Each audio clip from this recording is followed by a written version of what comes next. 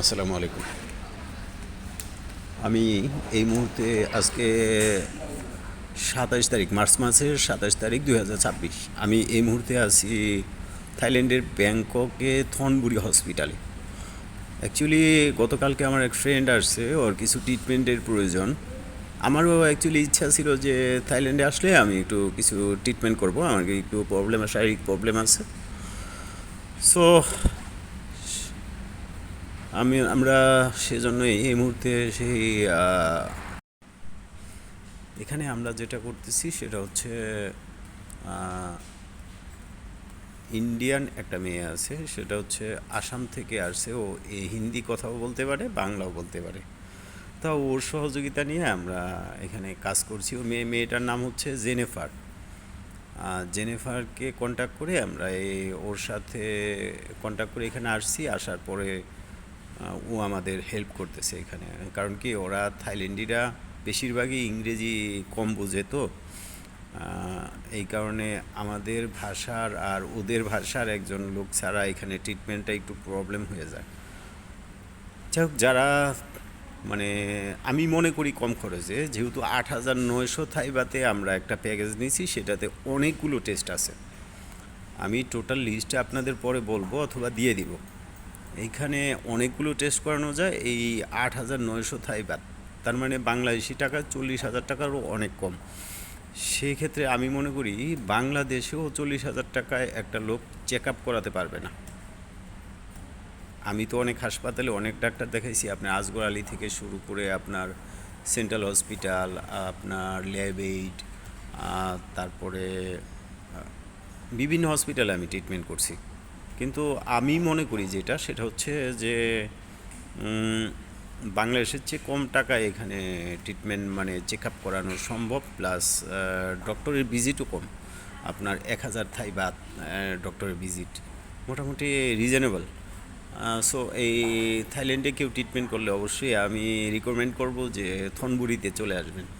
কেননা থনবুরিতে হসপিটালটা সম্ভবত নতুন, তবে সেবার মান খুবই ভালো। দেখা যাক এখন ডক্টর কেমন, উনি কি পরামর্শ দেয় এবং আমাদের সমস্যার সমাধান। তো এই জিনিসটা আমার খুব ভালো লাগলো যে ওনাদের যে সিস্টেমটা এখানে পেশেন্টের সাথে যারা আসবে তাদের জন্য খুব ভালো আছে, ওয়েট করার জন্য খুব ভালো জায়গা আছে তাদের। আপনার ওই যে দেখাচ্ছি আমরা, ওইখানে দেখেন চা কফি, আপনি যা খান, পানি, সব কিছু রাখা আছে, মানে খুবই পরিপাটি। আর হসপিটালটা এত বড়, আপনার অনেক বড়।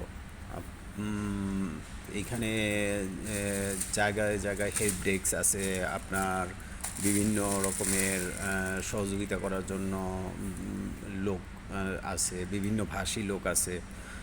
আমরা সো এই মুহূর্তে সেই মানে